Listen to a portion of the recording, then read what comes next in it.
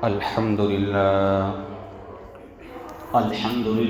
نحمده ونستعينه ونستغفره ونؤمن به ونتوكل عليه ونعوذ بالله من شرور أنفسنا ومن سيئات أعمالنا من يهده الله فلا مضل له ومن يضلله فلا هادي له ونشهد أن لا إله إلا الله وحده لا شريك له ونشهد أن سيدنا ونبينا ومولانا محمدا عبده ورسوله صلى الله تعالى عليه وعلى آله وصحبه وبارك وسلم تسليما كثيرا كثيرا أما بعد قال الله تبارك وتعالى يا أيها النبي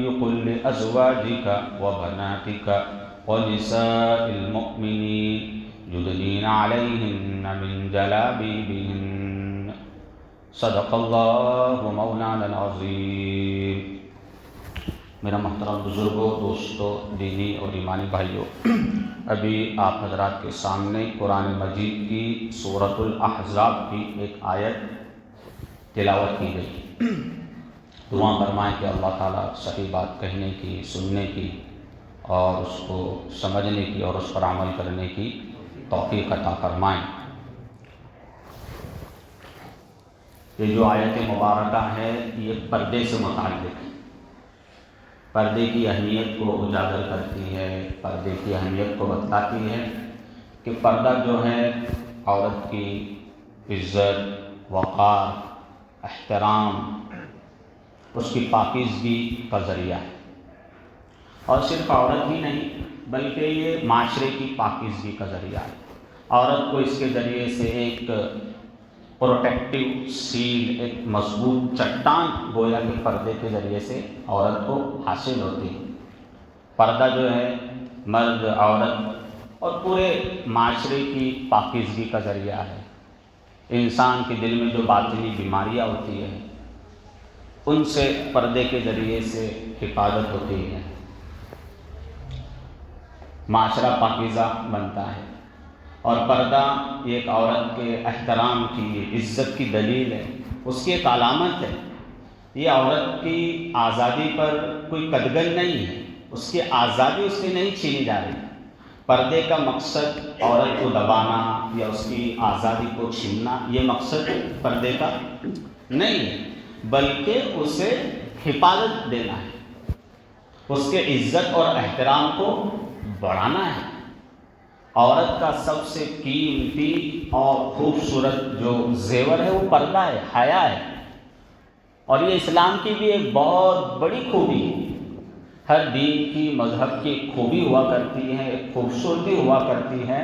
اسلام کی ایک بہت بڑی خوبی، ایک بہت بڑی خوبصورتی حیا ہے کہ وہ اپنے ماننے والوں کو حیا کا نظام دیتا ہے، ایک پاکیزہ نظام دیتا ہے، ایک پاکیزہ سوچ دیتا ہے، ایک پاکیزہ ماحول، حیا والا ماحول، پردے والا ماحول ان کے لیے مہیا کرتا ہے. یہ اسلام کی خوبصورتی ہے. تو جو پردہ ہے یہ عورت کا ایک بہت ہی بڑا زیور ہے اور یہ اس کے حسن کا ذریعہ ہے، یہ اس کی بیوٹی ہے. اس پر کوئی آزادی اس کی چھینی جا رہی ہے ایسی بات نہیں ہے. اور جو جتنی زیادہ قیمتی چیز ہوا کرتی ہے انسان اس کی حفاظت کے اتنے ہی سامان کرتا ہے. ایک سیدھی سی مثال ہے، آسان سی مثال ہے کہ اگر انسان کے پاس ایک سونے کی انگوٹھی ہو، سونے کی رنگ ہو تو کیا کرتا ہے انسان؟ اس کو چھپاتا ہے. اچھی سی مخمل کی ڈبی ہم کو سونار دیتا ہے کہ بھئی اس کو اچھی مخمل کی ڈبی میں رکھیے. ہم اس کو ڈبی میں رکھتے ہیں، مخمل والی ڈبی کے اندر چھوٹی سی بھی چیز ہو تو. اور پھر کیا کرتے ہیں، وہ سونار اس کو ایسی ڈبی دیتا ہے کہ ہم اس کو لاک بھی کر سکے، بٹن سے ہمیشہ لاک کر دیتے ہیں اس کو.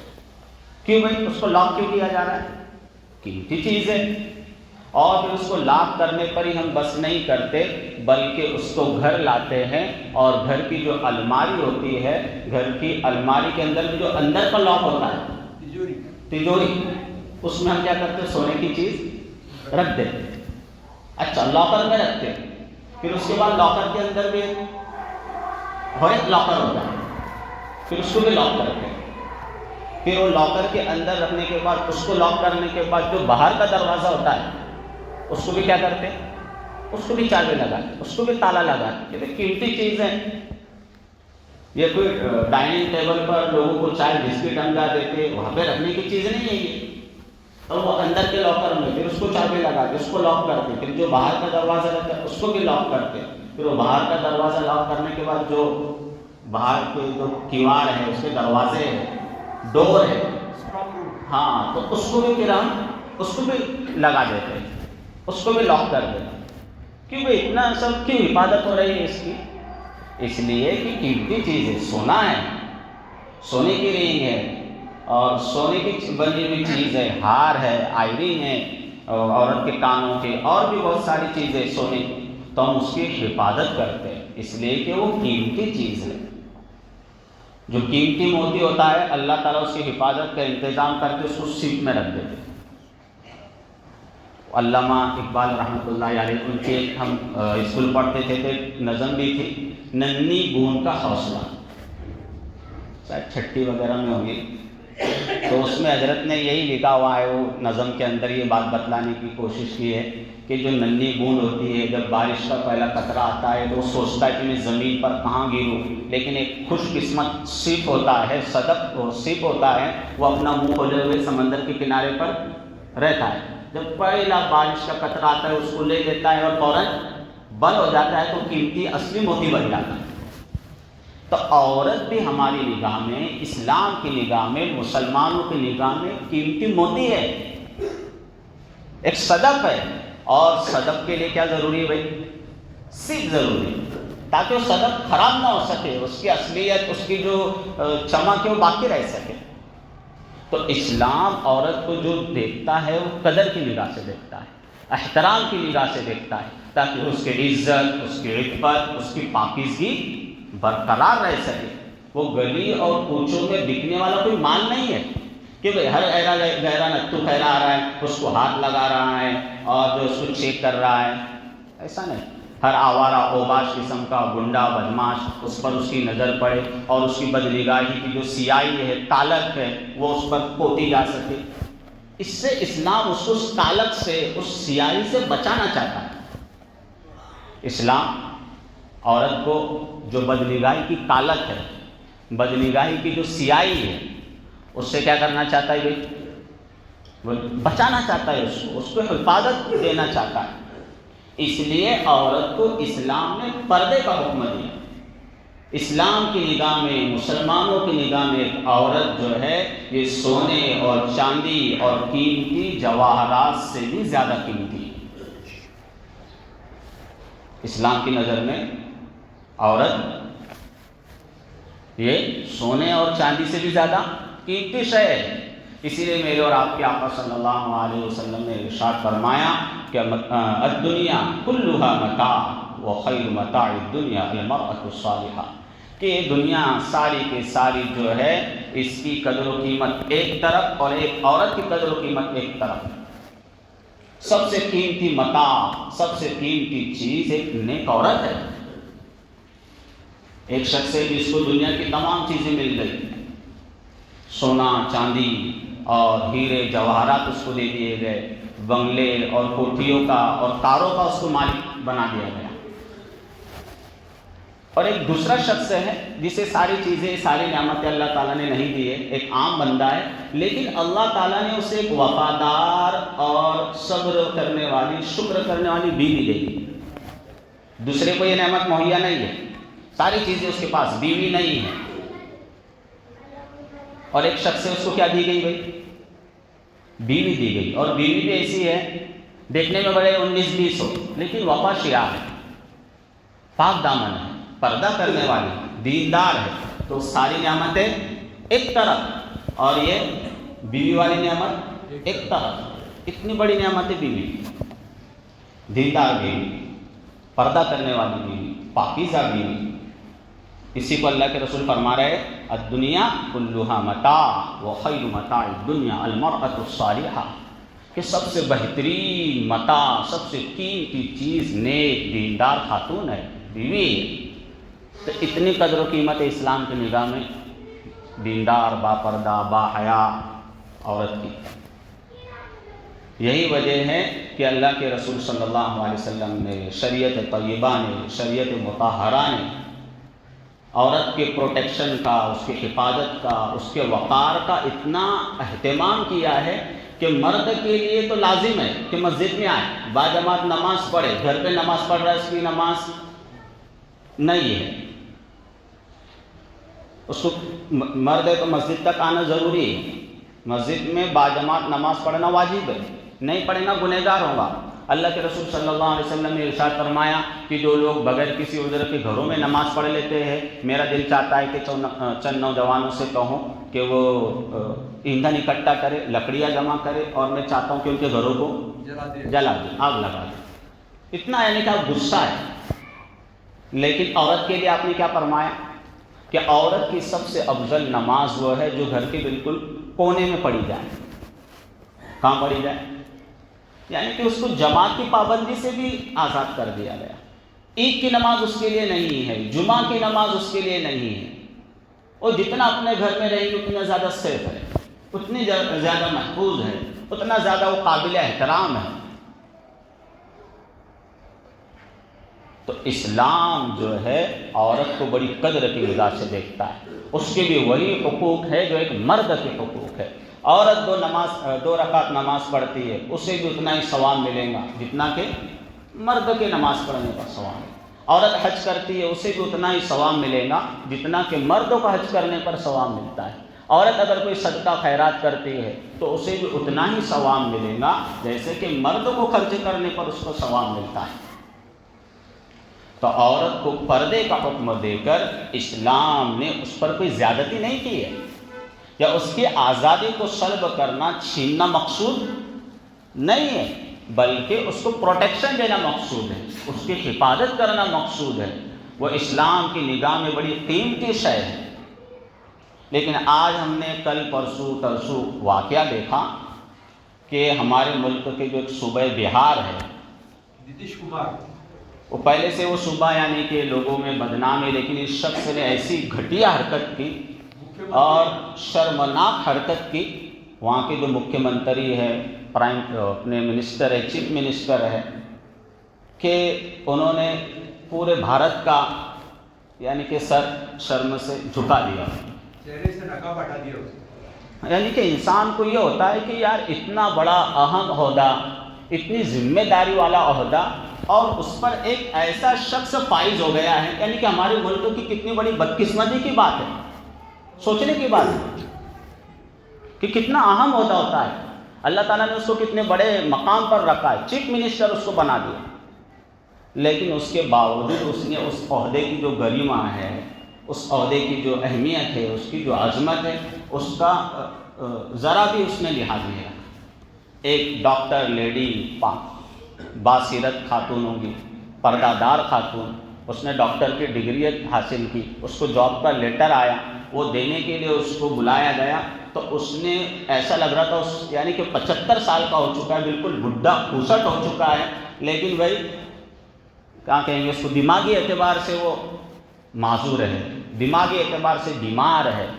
تو ایسا اس نے کہا، اور وہ لڑکی، وہ بچی آئی، ہماری بہن آئی، اور اس کا پردہ، اس کا نقاب اس نے کیا کر لیا، ہٹا دیا، کھینچ لیا، اس کو نوچ لیا۔ وہ بچی بھی بوکھلا گئی، بہن، یہ اچانک کیا ہو گیا اس کو؟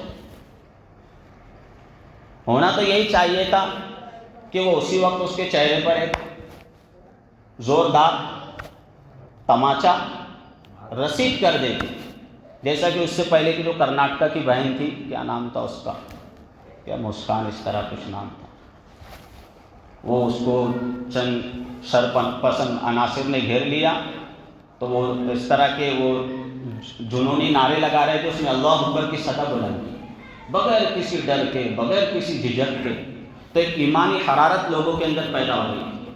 تو اس طرح کا اگر یہ بندی بھی کچھ کام کر لیتی تو یہ اخلاق کے خلاف نہیں ہوتا تھا، اس لیے کہ اخلاق اس کا نام نہیں ہے اور رواداری اس کا نام نہیں ہے۔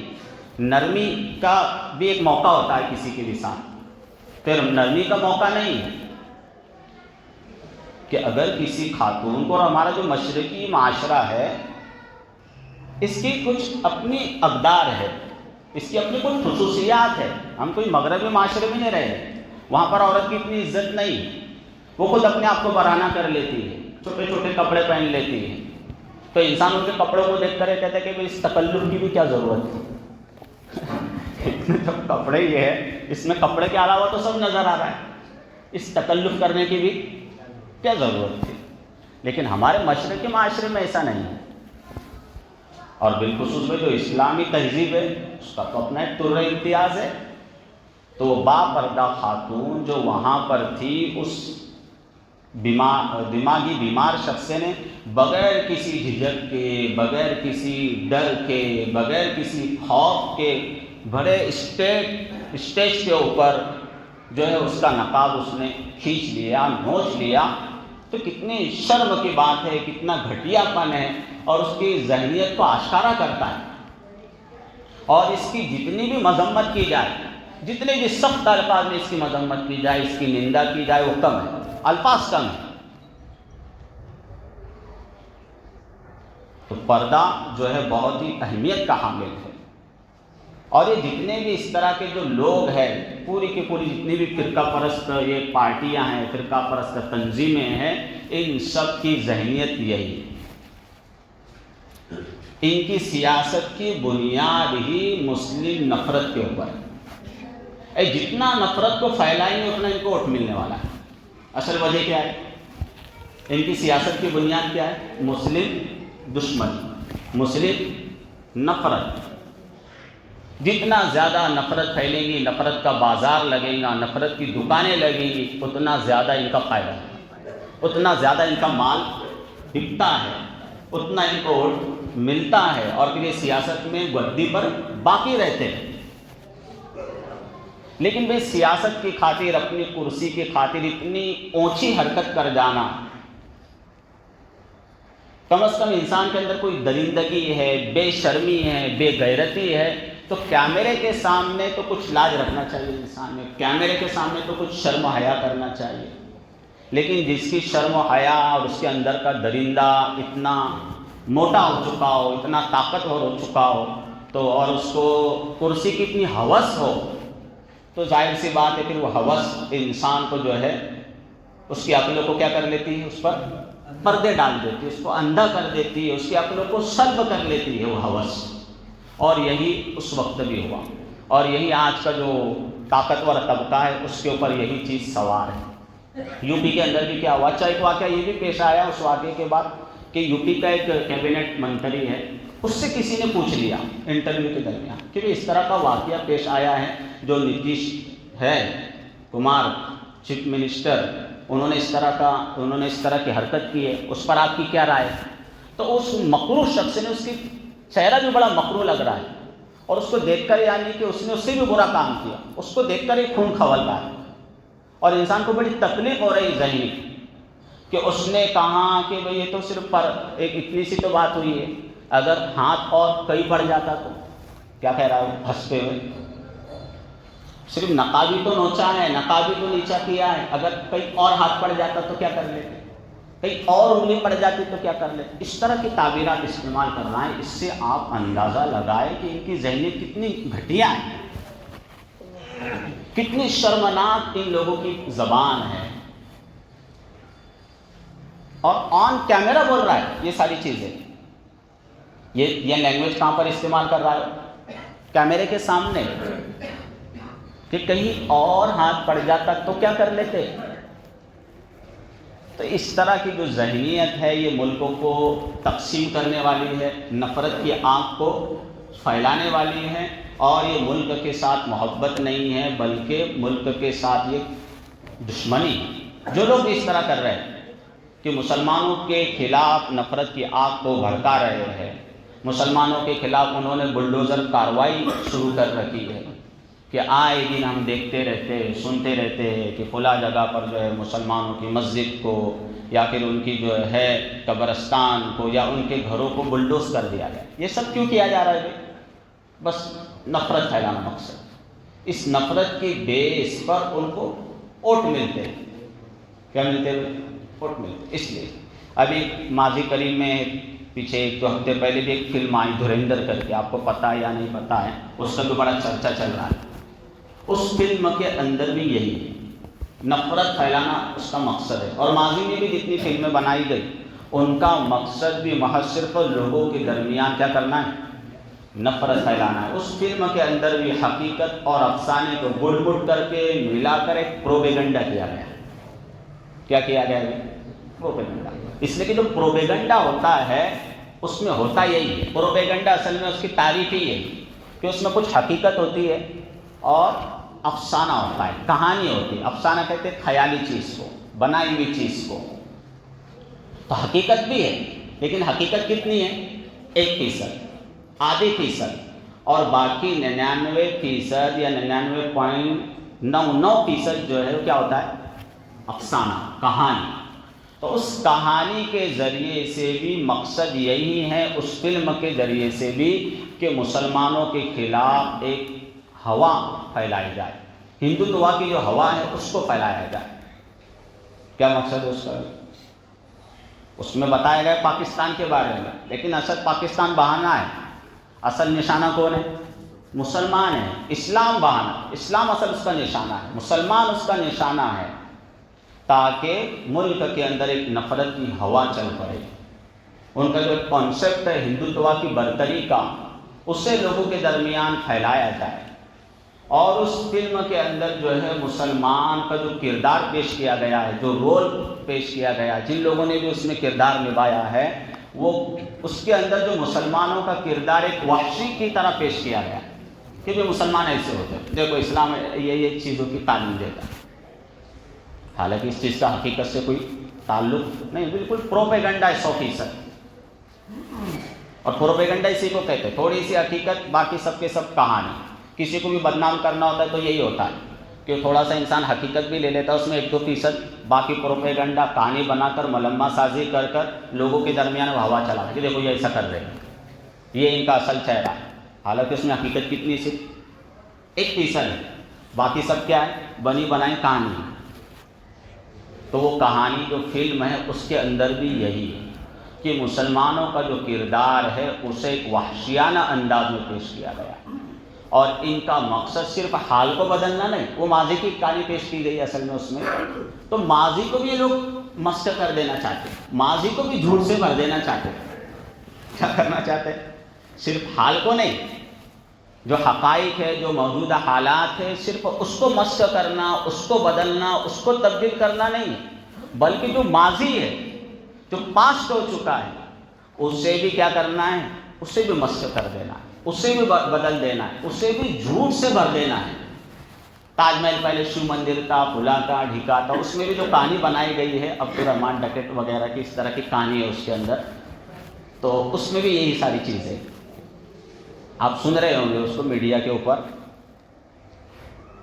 تو اصل مقصد ان کا یہ ہوتا ہے، ان ساری کہانیوں کے پیچھے، جو پیچھے کشمیر فائلز آئی تھی، اس میں جو کشمیر کے ہندو پنڈت ہے ان کی ہجرت کا واقعہ بیان کیا گیا تھا. پھر ایک پیچھے آئی تھی بھائی کیرلا اسٹوری، اس میں بھی ایک جھوٹی کہانی بنا کر لوگوں کے سامنے لوگوں کے جذبات کو انگیختہ کیا گیا.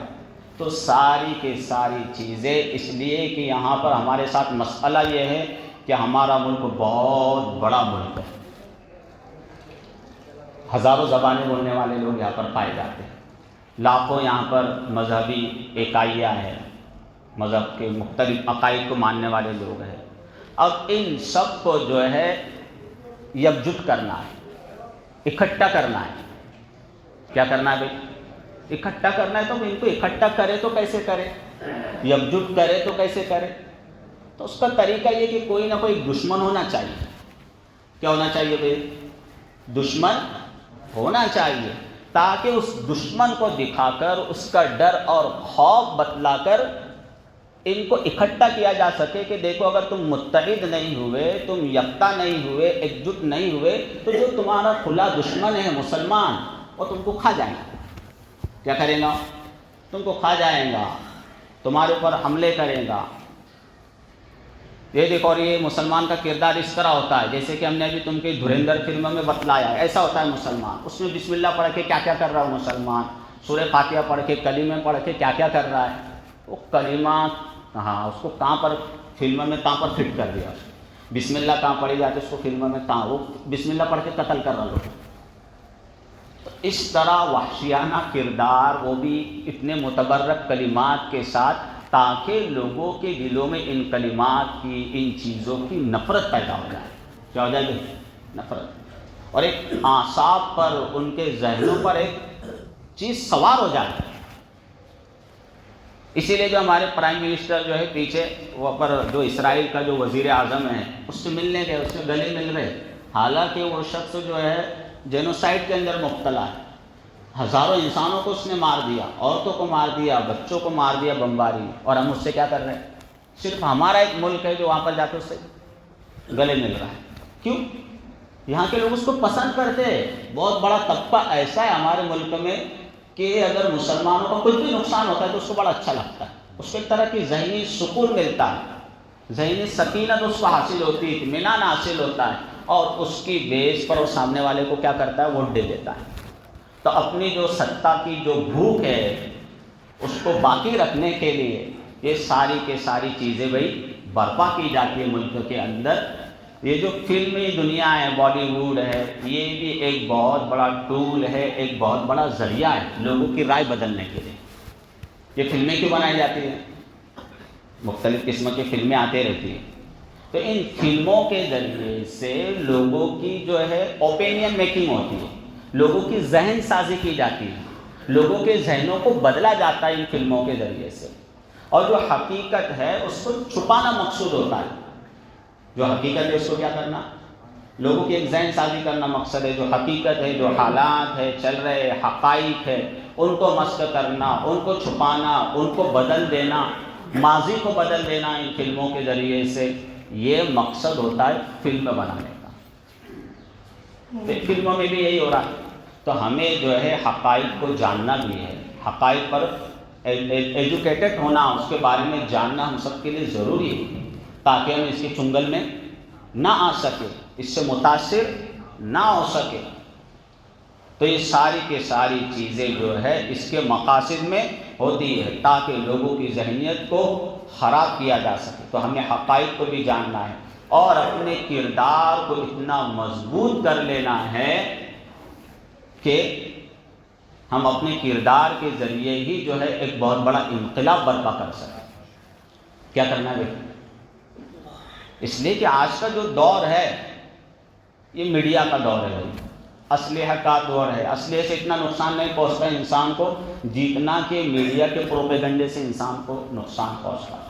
ایک کوئی بات ہو جاتی ہے انسان سے، ایک کوئی عمل ہو جاتا ہے، لیکن اس کا جو زہر ہوتا ہے وہ سیکنڈوں کے اندر، گھنٹوں کے اندر پوری دنیا میں پھیل جاتا ہے، کئی لوگوں کے ذہنوں کو خراب کر کے رکھ دیتا ہے۔ آج کا دور یہ ہے، سائنس اور ٹیکنالوجی کا دور ہے، اور ابھی تو جو ہے میڈیا نے عجیب اس کی دھوم ہے، عجیب لوگوں کے ذہنوں کو جو ہے وہ خراب کر دیتا ہے، لوگوں کے ذہنوں کو مسموم کر دیتا ہے، زہر آلود کر دیتا ہے۔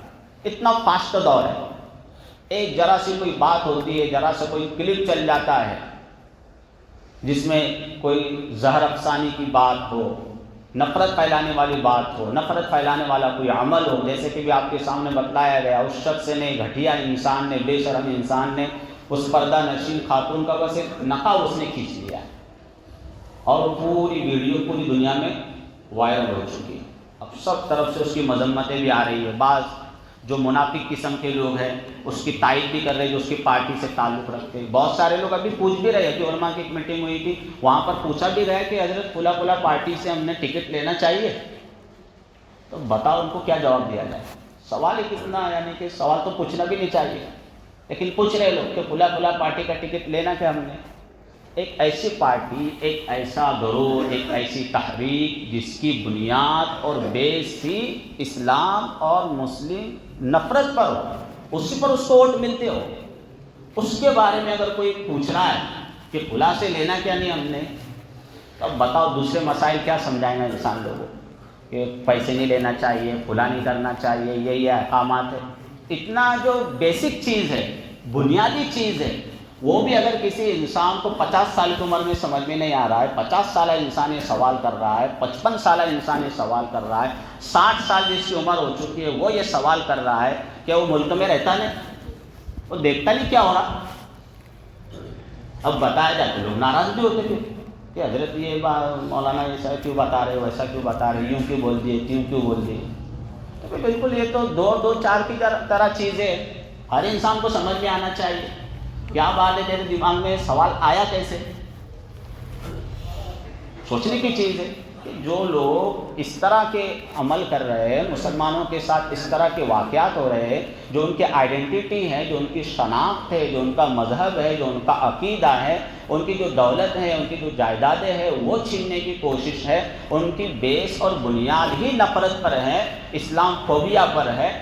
ان لوگوں کے بارے میں اگر کوئی پوچھے کہ اس سے مجھ کو تعلق رکھنا چاہیے یا نہیں، اس کو سپورٹ کرنا چاہیے یا نہیں، تو اس کا کیا جواب دیا جا سکتا ہے؟ آپ خود اپنا فیصلہ کیجیے۔ ہم کہیں گے تو اچھی بات نہیں ہے نا؟